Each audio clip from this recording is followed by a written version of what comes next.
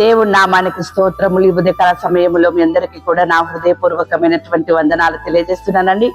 ఈ దినము దేవుడు మీతో మాట్లాడుతున్నటువంటి మాట, మీరు దేవుని వైపు చూడండి. ఉదయకాల సమయంలో లేచి ఉన్నారా? లేచిన మీరు దేని వైపు చూస్తూ ఉన్నారు? మీ పనుల వైపు చూస్తూ ఉన్నారా? దేవుని వైపు చూడండి, ప్రార్థన చేయండి, దేవుణ్ణి అడగండి. ఈ దినమంతా కూడా మీ చిత్తం ఏమైంది ప్రభువా నా పట్ల అని.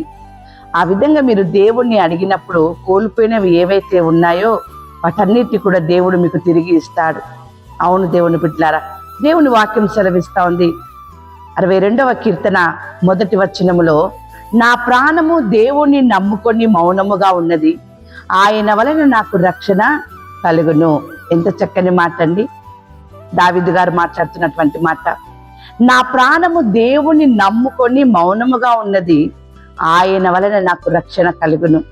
ఉదయకాల సమయంలో ఆ ప్రాణము దేవుని నమ్ముకొని ఉంది, ఆయన వలననే నాకు రక్షణ కలుగుతుంది. కాబట్టి ఆయనే నా ఆశ్రయము, నా రక్షణకర్త, నా కోట అని చెప్పేసి అని ఆయన మాట్లాడుతూ ఉన్నాడు.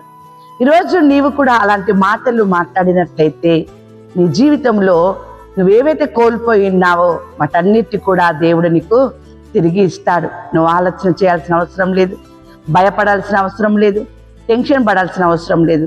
నువ్వు దేవుని నమ్ముకొని ఆశ్రయించి నువ్వు మౌనంగా ఉండు, దేవుని కార్యాన్ని చూస్తావు. వాక్యం సెలవిస్తా ఉంది. మత్తయి సువార్త 5వ అధ్యాయము 8వ వచనం, హృదయ శుద్ధి గల వారు ధన్యులు, వారు దేవుని చూచెదరు. అవును దేవుని బిడ్డలారా, నీ హృదయం శుద్ధిగా ఉందనుకో, ఎలాంటి వ్యర్థమైన ఆలోచనలు నీ హృదయంలో లేవనుకోండి, నువ్వు స్వబుద్ధిని ఆధారం చేసుకోవు, నువ్వు దేవుణ్ణి చూస్తావు, నువ్వు దేవుని నామాన్ని గణపరుస్తావు, ఆయన నామాన్ని నువ్వు నమ్ముకుంటావు, ఆయన మీదనే ఆధారపడతావు, ఆయననే నువ్వు అడుగుతావు దేవుని బిడ్డలారా. ఆ రీతిగా దేవుడు మాట్లాడుతున్నటువంటి ఈ మాటలు దేవుని బిడ్డలారా. 27వ కీర్తన 10వ వచనంలో మాట్లాడుతున్నటువంటి మాట ఏంటంటే, నా తల్లిదండ్రులు నన్ను విడిచినను యెహోవా నన్ను చేరదీయును, ఆయనే నా ఆశ్రయము, నా ప్రాణము దేవుని నమ్ముకొని మౌనముగా ఉంది. నా తల్లిదండ్రులను కూడా నేను ఆశ్రయించడం లేదు, నా ఆత్మీయులని, నా స్నేహితులని ఎవరిని నేను ఆశ్రయించడం లేదు, దేవుని మాత్రమే నేను ఆశ్రయించి ఉన్నాను. కాబట్టి ఆయన నన్ను విడిచిపెట్టడు, ఆయన నన్ను చేరదీయును అని చెప్పేసి అని తన ప్రాణము మౌనంగా ఉంది అని చెప్పి మాట్లాడుతూ ఉన్నాడు. అంతేకాదు దేవుని బిడ్డలారా, యోబు గ్రంథము 8వ అధ్యాయము 7వ వచనముల వాక్యం ఈ రీతిగా ఉంది. అప్పుడు నీ స్థితి మొదట కొద్దిగా ఉండినను తుదకు నీవు మహాభివృద్ధి పొందుదువు. ఎంత అద్భుతమైనటువంటి కార్యం! ఎంత దేవుని ఆశ్రయించినాడు, ఎంతగా దేవుని వైపు చూస్తూ ఉన్నాడు, ఎంతగా దేవుని నమ్మి ఉన్నాడు.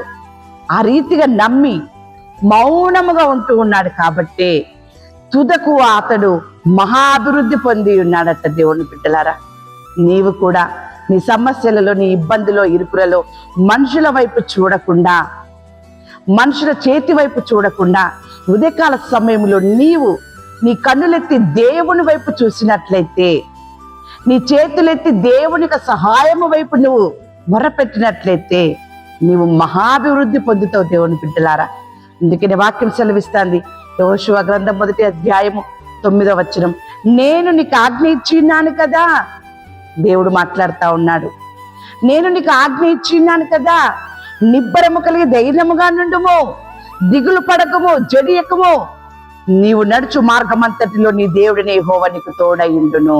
ఎంత చక్కని మాట అండి. నువ్వు ఏ మార్గమునైతే నడుస్తూ ఉన్నావో, ఇరుకు మార్గములు, కష్టమైన మార్గములు, మరణకరమైనటువంటి మార్గములు, ఎలాంటి మార్గంలో నువ్వు నడుస్తూ ఉన్నావో దేవుని వైపు చూడు. ఆయన నీతో మాట్లాడుతున్నాడు. నువ్వు భయపడకము, నేను నిన్ను నడిపిస్తాను, నేను నీకు తోడుగా ఉన్నాను, నిన్ను విడిపిస్తాను, నీకు విజయం ఇస్తాను, నీకు స్వస్థతనిస్తాను, నీకు సహాయము చేస్తాను అని చెప్పేసి అని మాట్లాడుతూ ఉన్నాడు. దేవుని బిడ్డలారా, ఉదయకాల సమయంలో దేవుని తట్టు చూడండి. నువ్వేవైతే కోల్పోయినావో, శారీరకంగా కావచ్చు, ఆత్మీయంగా కావచ్చు, తిరిగి దేవుడు నీకు మరలా ఇవ్వబోతూ ఉన్నాడు.